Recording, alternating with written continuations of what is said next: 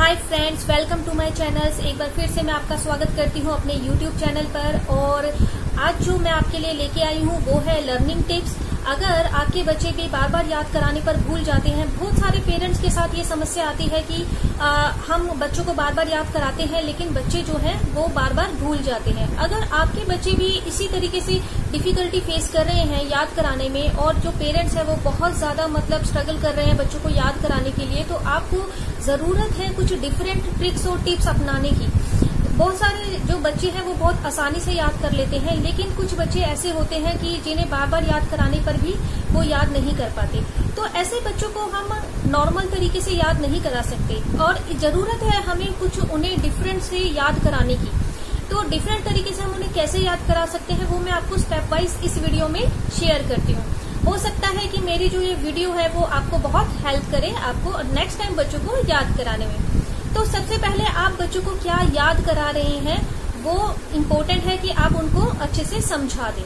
तो सपोज अगर आप कोई लेसन याद करा रहे हैं इंग्लिश का, हिंदी का या फिर ईवीएस का, तो आप उसको एक्सप्लेन करें, उसे समझा दें। तो स्टेप 1 ये है कि आप बच्चे को क्या याद करा रही हैं, आप उसे बच्चों को अच्छे से समझा दें, एक्सप्लेन कर दें। माय प्रेफरेंस तो ये है कि आप बच्चों को वर्ड टू वर्ड लेसन समझाएं। क्या होता है कि बच्चों को हम स्टोरी बता देते हैं, ओरली एक स्टोरी बता देते हैं। तो स्टोरी बताने से क्या होता है कि जब लेसन होता है, लेसन काफी लेंथी होता है और लेसन में बहुत सारी ऐसी चीजें होती हैं जिसमें से बहुत सारे क्वेश्चन आंसर्स, वर्ड्स या फिल इन द ब्लैंक जो है वो बैक एक्सरसाइज में दी होती है। लेकिन जब आप बच्चों को समरी सिर्फ स्टोरीज बताते हैं तो उसमें बहुत सारी जो चीजें हैं छूट जाती हैं बच्चे से और बच्चों को फिर लर्निंग में थोड़ी सी प्रॉब्लम आने लगती है। तो माय प्रेफरेंस तो ये है कि भाई आप बच्चों को पूरा वर्ड टू वर्ड एक बार लेसन पढ़ाएं। लेकिन मैं समझ सकती हूँ कि बहुत सारे जो पेरेंट्स हैं वो ये नहीं कर सकते क्योंकि सारे पेरेंट्स टीचर नहीं होते, वो बच्चों को पढ़ा नहीं सकते, एक्सप्लेन नहीं कर सकते। तो उसके लिए मैं हमेशा आपके लिए हेल्पफुल वीडियो जो एक्सप्लेन करने वाली होती है लेसन की वो हमेशा लाती रहती हूँ। मेरी कोशिश होती है कि मैं पेरेंट्स को ज्यादा से ज्यादा लेसन एक्सप्लेन करके बच्चों को आप उनकी हेल्प कर सकूं, ताकि वो अपने बच्चों को अगर लेसन नहीं बता पा रहे हैं तो वो वीडियो दिखा के उन्हें एक्सप्लेन कर सकें या उन्हें बता सकें। और भी आगे मैं आपके लिए इससे अच्छी वीडियोस लाने की कोशिश करूंगी जिससे आपको बहुत हेल्प मिले। यहाँ पर हम बात कर रहे हैं लर्निंग की। तो जब हम बच्चों को लेसन एक्सप्लेन कर देते हैं तो उससे क्या होता है कि बच्चों को पूरा लेसन समझ में आ जाता है। तो लेसन जब आपको समझ में आ जाता है तो आप बच्चों को बैक एक्सरसाइज उससे ओरली पूछे। सेकंड स्टेप है कि बच्चे से आप एक्सरसाइज, बैक एक्सरसाइज ओरली पूछें, ये कंफर्म करने के लिए कि जो लेसन आपने बच्चों को पढ़ाया है वो उसको अच्छे से समझ में आ गया है या नहीं आया है। आप ओरली उससे क्वेश्चन पूछिए, ओरली क्वेश्चन बोलिए, बच्चे उसका आंसर करेगा। अगर वो सारे क्वेश्चन का आंसर ओरली दे पाते हैं तो इसका मतलब बच्चों को लेसन अच्छे से समझ में आ गया है। अब आप उससे बच्चे को आगे लर्न करा सकते हैं। तो ओरली आप जरूर पूछे बच्चे से, क्वेश्चन आंसर या स्पेलिंग्स वगैरह वो बात की बात है, पहले आप बच्चों से बैक एक्सरसाइज ओरली पूछे। ओरली पूछने के बाद आप कंफर्म हो जाएंगे कि भाई बच्चों को समझ में आ गया है। तो स्टेप 3 है कि जब आप बच्चे से ओरली स्पेलिंग पूछ लेंगे और बच्चे उससे उसका आंसर दे पाएंगे तो जो नेक्स्ट स्टेप है वो है उस बच्चों से वो डिफिकल्ट वर्ड्स होते हैं, जो न्यू वर्ड्स होते हैं लेसन की, उनकी स्पेलिंग्स आप उनको समझाएं। तो जो न्यू वर्ड्स है, हर लेसन में न्यू वर्ड्स आते हैं, नई स्पेलिंग्स आती हैं। तो सबसे पहले आपको न्यू वर्ड्स ही बच्चों को बताने हैं। क्या होता है कि जब बच्चा नया लेसन पढ़ता है उसमें जो स्पेलिंग्स होती है वो बच्चों के लिए बिल्कुल नई होती है। तो आप अगर ये सोचे कि बच्चा एक बार में स्पेलिंग हम बताएंगे, बच्चों को स्पेलिंग हम स्पेल करेंगे तो बच्चा एक बार में लर्न करेगा, तो ये पॉसिबल नहीं है। तो हम बच्चों को आसान तरीके से, जो छोटे छोटे बच्चे होते हैं उन्हें हम स्पेलिंग ब्रेक करके बताएं और कलरफुल पेन से करके बताएं। मैं आपको बताती हूँ कैसे। ये देखिए ये स्पेलिंग्स हैं, ये देखिए ये स्पेलिंग्स है। जैसे कि मैंने यहाँ पे कलरफुल पेन से स्पेलिंग को ब्रेक कर दिया। ये कॉलीफ्लावर की स्पेलिंग है और मैंने यहाँ पे स्पेलिंग को ब्रेक कर दिया है। कॉली देखो CAULI और फ्लावर को मैंने अलग कर दिया है। इसी तरीके से मैंने स्क्रैचिंग की स्पेलिंग में अस्क और रेच और इन की स्पेलिंग को ब्रेक कर दिया है। यहाँ पे मैंने आपको 2 पैटर्न्स बताए हैं। जैसे कि यहाँ पे आप या तो आप कलरफुल स्केच पेन्स का यूज कर सकते हैं, क्योंकि अगर आपके घर में कलरफुल स्केच पेन है तो आप कलरफुल स्केच पेन का यूज कर सकते हैं। लेकिन अगर आपको ये थोड़ा सा कलरफुल पेन ना मिले तो आप हाईलाइट्स भी कर सकते हैं। आप पेन से लिख के आपके घर में जो भी आपके पास कलर्स अवेलेबल हैं आप उससे हाईलाइट्स भी कर सकते हैं। तो यहाँ पे मैंने स्पेलिंग को ब्रेक करके, ये देखिए स्पेलिंग को मैंने ब्रेक करके यहाँ पे हाईलाइट किया है। स्पेलिंग को मैंने यहाँ पे ब्रेक किया है और उसको हाईलाइट कर दिया है। तो ये है स्पेलिंग्स लर्न कराने का तरीका। तो आप यहाँ पे स्मॉल स्मॉल स्पेलिंग, जैसे कि यहाँ पे समथिंग एक बिग स्पेलिंग है। अगर आप समथिंग डायरेक्टली लर्न कराएंगे तो बच्चों को लर्न नहीं होगा। तो इसलिए आप क्या करिए, यहाँ पे SOME सम एक डिफरेंट जो मीनिंगफुल वर्ड है उसको सेपरेट कर दीजिए, और थिंग जो है जिसका मतलब वस्तु होता है उसको अलग कर दीजिए, और इनका मीनिंग भी बताइए, और इनको प्रोनाउंस भी कीजिए। अब जैसे समथिंग है, SOME सम, THING थिंग, समथिंग कुछ कुछ, ठीक है। जैसे कि SHAK shake, ING shaking means हिलाना। तो ये एक मैं आपको पैटर्न बता रही हूँ कि आप शेकिंग, यहाँ पे बच्चों को प्रोनाउंस भी अलग अलग बताइए, और बच्चों को इसका मीनिंगफुल जो इसका मीनिंग है वो भी यहाँ पे समझाइए। तो ये जो एक पैटर्न है स्पेलिंग लर्न कराने का आप, और फिर यहाँ पे बच्चा जो है, जो यहाँ पे मैंने फिलिंग द ब्लैंक्स जो छोड़ा है, यहाँ पे बच्चा उसको इतनी ही बार ब्रेक करके लिखेगा। मैं मानती हूँ कि जब बच्चा 7 या 8 बार स्पेलिंग को ब्रेक करके और उसका बोल के स्पीक करके लिखेगा, तो प्रोनाउंस करेगा, तो उसे जरूर स्पेलिंग लर्न हो जाएगी। तो ये जो पैटर्न है मैंने आपसे शेयर किया है स्पेलिंग्स लर्न कराने के लिए, तो आप भी इस पैटर्न को यूज करके देखना अपने घर में। अगर आपका जो बच्चा है स्पेलिंग लर्न नहीं कर पा रहा है, तो आप ये वाला पैटर्न यूज करके करना, और मुझे जरूर बताना कि इससे क्या रिजल्ट रहा। अब इसके बाद आता है कि लेसन में आपने स्पेलिंग लर्न करा दी, तो उसके बाद है क्वेश्चन आंसर। अब आपको लेसन में बच्चों को क्वेश्चन आंसर लर्न कराने होंगे, तो क्वेश्चन आंसर को भी आप क्या करेंगे, सबसे पहले एक्सप्लेन कर दें। ये देखिए, यहाँ पे मैं आपको क्वेश्चन आंसर लर्न कराने का भी पैटर्न बताती हूँ। तो क्वेश्चन आंसर को एक तो आपको ब्रेक करना है, दूसरा बच्चे को जरूर समझा देना है, चाहे बच्चे के 5 क्वेश्चन हो या 4 हो या 2 हो या 7। इसमें आलस बिल्कुल भी मत करिए। अगर आपने बच्चों को क्वेश्चन एक्सप्लेन करके या उसका मीनिंग नहीं समझाया, तो बच्चों को कभी जिंदगी में भी क्वेश्चन याद नहीं होगा। तो आप बच्चों को सबसे पहले क्वेश्चन जो है वो यहाँ पे पढ़िए, पहले उसे मीनिंग बताइए उसका। जैसे like what is child labour, what is child labour, child labour क्या है। अब मैं आपको इसका पैटर्न बता रही हूँ। जैसे स्टेप 1 में आप बच्चों को एक्सप्लेन करिए, हिंदी बताइए। When childrens below 14 year of age, यहाँ पे मैंने ब्रेक कर दिया कि जब बच्चे जो हैं 14 ईयर से जो छोटे होते हैं, बिलो यानी कि 14 ईयर से जो नीचे हैं, वर्क टू अर्न लिविंग, और वो काम करते हैं अपनी लिविंग को, यानी कि कमाई करने के लिए, अपनी जिंदगी जीने के लिए, कमाई करने के लिए अगर वो काम कर रहे हैं, इंस्टीड ऑफ गोइंग स्कूल जाने की बजाय, तो उसे चाइल्ड लेबर कहते हैं। तो ये जो है ये एक्सप्लेनेशन है, ये मैंने एक्सप्लेन कर दिया। साथ ही आप ध्यान से देखिए कि मैंने यहाँ पे इसको ब्रेक किया है। आप यहाँ से देखिए, ये एक बिग क्वेश्चन है, यहाँ पे बिग क्वेश्चन है, और उसमें यहाँ पे मैंने कलरफुल पेन्स का भी यूज किया है। जैसे कि व्हाट इज चाइल्ड लेबर, ये एक क्वेश्चन है। उसके बाद मैंने यहाँ पर जो है देखिए, when childrens below the age of, यानी कि जहां पर एक सेंटेंस बनता है, जहां पर एक मीनिंगफुल चीज बनती है, वर्ड्स बनता है, वहां पे मैंने उसको यहाँ पे ब्रेक किया है। और ब्रेक करके आपको बच्चों को यहाँ पे लर्न कराना है। यहाँ पे जो मैंने फिल इन द ब्लैंक्स छोड़ा है, यहाँ पे बच्चा अपने हैंड से एक बार खुद लिखेगा। तो यहाँ पे आप बच्चों को इस तरीके से कलरफुल, अब यहाँ पे मैंने दोनों पैटर्न यूज किए हैं, देखो जिसमें अगर आपके पास स्केच पेन से आप यूज करना चाहते हो तो आप डायरेक्ट कलर पेन से लिख सकते हैं, लेकिन अगर आप डायरेक्ट पेन से नहीं लिखना चाहते तो आपके पास जो भी आपके पास घर में पेन अवेलेबल है, आप उसको किसी भी कलर से हाईलाइट कर सकते हैं।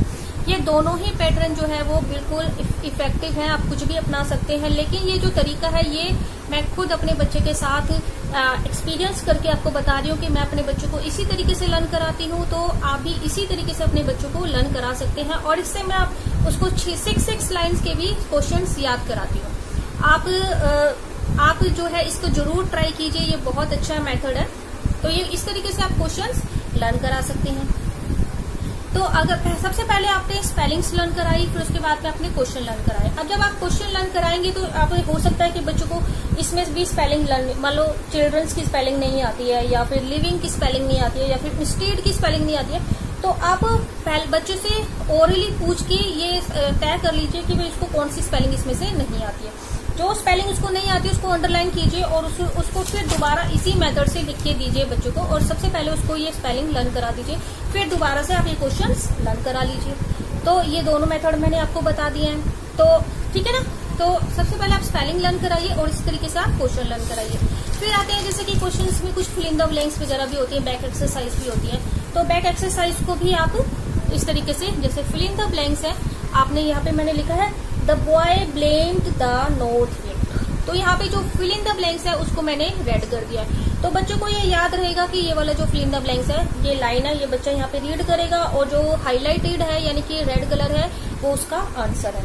तो बच्चों को ये हमेशा याद रहेगा कि जो रेड कलर है वो फिल इन द ब्लैंक्स है। यही काम अगर आप ब्लू पेन से करेंगे तो बच्चों को यहाँ पे आंसर याद नहीं रहेगा, लेकिन अभी आप यहाँ पे इसको हाईलाइट करके दूसरे पेन से लिख के देंगे तो बच्चों को हाईलाइट होके ये याद रहेगा कि यहाँ पर क्या आंसर है फिल इन द ब्लैंक्स में।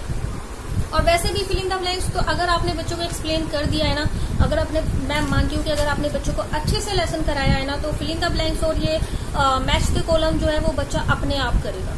अगर बच्चे को रीडिंग करनी आती है और ये बैक एक्सरसाइज, क्योंकि बैक एक्सरसाइज का सारा काम आपकी एक्सप्लेनेशन, लेसन एक्सप्लेनेशन कर देता है अगर आपने बच्चे को लेसन वर्ड टू वर्ड समझाया है। तो मैं तो हमेशा यही प्रेफर करूंगी कि आप बच्चे को वर्ड टू वर्ड जो है लेसन समझाएं। आप इसमें बिल्कुल भी लेजीपन या फिर आलस ना दिखाएं, क्योंकि अगर आपने ये कर दिया तो आपको फिल इन द ब्लैंक्स और मैच द कॉलम जैसी चीजें याद कराने की जरूरत नहीं पड़ेगी। आपको सिर्फ जरूरत पड़ेगी क्वेश्चन आंसर और स्पेलिंग्स लर्न कराने की, जो कि मैं अपने एक्सपीरियंस से अपने बच्चे के साथ एक्सपीरियंस करती हूँ। और मैं कभी भी अपने बच्चे को फिल इन द ब्लैंक्स और मैच द कॉलम नहीं कराती हूँ, मैं उसको सिर्फ लेसन अच्छे से समझाती हूँ। और आप प्लीज मेरी वीडियोस को जरूर देखिए अगर आपको भी लेसन एक्सप्लेन करने में दिक्कत आ रही है।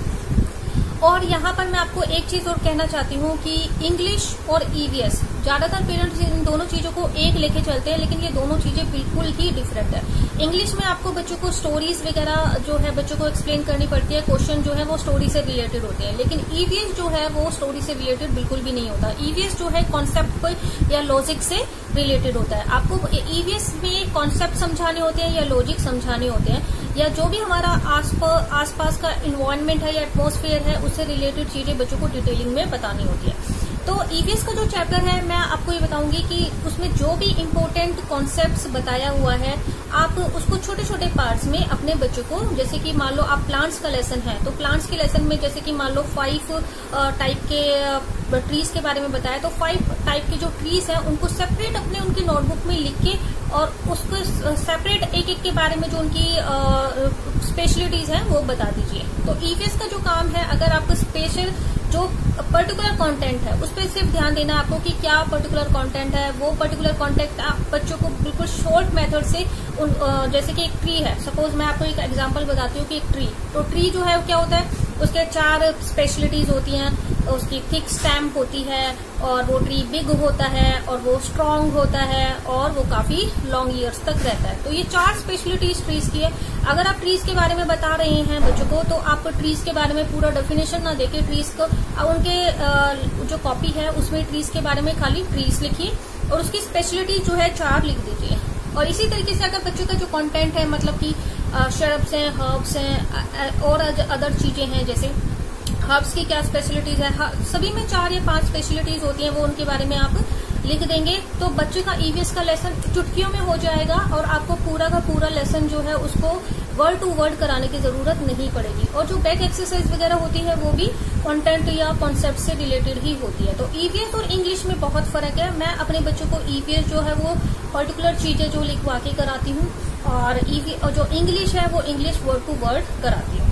तो बच्चों को ईवीएस लर्न कराने के लिए जो मैं आपको मेथड बताया वो है कि वर्ड टू वर्ड ना करा के आप उसे शॉर्ट तरीके से जो मेन चीजें हैं वो उसकी कॉपी में लिख दीजिए। दूसरी चीज ये कि लर्निंग कभी भी एक दिन में नहीं होती है। आपको लर्निंग कराने के लिए कम से कम 4 या 5 डेज बच्चे को लगते हैं। अगर आपने एक क्वेश्चन आज लर्न कराया है तो आज आप उसको सिर्फ समझाएंगे, उसको लर्न कराएंगे, लेकिन जब तक अगर आपने वही क्वेश्चन 4 या 5 दिन तक रिपीट नहीं कराया तो बच्चों को अच्छे से याद नहीं होगा। तो आप एक क्वेश्चन लर्न कराने के बाद उसे वो 4 या 5 डेज तक रिपीट कराते रहें। ओरली भी करा सकते हैं और उसे बार बार लिखवा के भी करा सकते हैं। तो अगर आपको कोई भी क्वेश्चन या स्पेलिंग बच्चों को अच्छे से करानी है तो आप उसे बार बार रिपीट करा के कराएं। और अगर टाइम की कमी है, अगर आपके पास टाइम नहीं है तो ओरली ही सुन लीजिए, ओरली ही समझा दीजिए, ओरली ही सुन लीजिए। जैसे कि अगर आपने वीक का आप सिलेबस आपने बनाया हुआ है तो वीक में आपने अगर 4 क्वेश्चन लर्न कराने हैं तो 4 क्वेश्चन से आपने एक क्वेश्चन आज लर्न कराया और जब सेकंड डे आप सेकंड क्वेश्चन लर्न कराएंगे तो फर्स्ट क्वेश्चन को आप ओरली सुन सकते हैं या ओरली उससे एक बार पूछ सकते हैं या फिर अगर आप उसे भी एक्सप्लेन कर सकते हैं। तो रिपीटेशन मेथड आप जरूर अपनाएं जब भी आप बच्चों को करवा रहे हैं। और सबसे इम्पोर्टेंट कि जब भी आपका बच्चा लर्न कर लेता है आप उसे जरूर कुछ न कुछ रिवॉर्ड जरूर दीजिए, इनाम दीजिए, शाबाशी दीजिए। ये किसी भी मेथड से सबसे ज्यादा इम्पोर्टेंट है। जब तक आप बच्चों को अप्रिशिएट नहीं करेंगे, रिवॉर्ड नहीं करेंगे या उसे मोटिवेट नहीं करेंगे तो बच्चों को लर्निंग में उतनी एक्साइटमेंट नहीं आएगी। तो अगर आप बच्चों को चाहते हैं कि बच्चा जो है एक्साइट होके पढ़े, बच्चे में कुछ एक्साइटमेंट बनी रहे, तो आप हमेशा उसे कुछ न कुछ रिवॉर्ड देते रहें। तो कैसी लगी आपको मेरी ये लर्निंग टिप्स? अगर आपको मेरी ये टिप्स अच्छी लगी हो तो मुझे जरूर कमेंट बॉक्स में बताना, और मैं हमेशा आपके लिए कुछ ना कुछ हेल्प करने के लिए टिप्स लाती रहती हूँ। और नेक्स्ट वीडियोस में मैं आपके लिए और कोई अच्छी टिप्स, अगर आपकी कोई प्रॉब्लम हो रही है बच्चों को लेकर पढ़ाने में या कुछ भी, आप कमेंट बॉक्स में मुझसे पूछ सकते हैं और मैं जरूर कोशिश करूंगी आपकी हेल्प करने की। अगर आपको मेरी ये वीडियो अच्छी लगी हो तो मुझे कमेंट बॉक्स में जरूर बताना, और मेरी वीडियोस को लाइक और सब्सक्राइब करते रहना अगर आपको मेरी वीडियोस पसंद आती है। मैं मिलूंगी अपने नेक्स्ट वीडियोस में आपके साथ कुछ इम्पोर्टेंट टिप्स लेके। तब तक के लिए नमस्ते।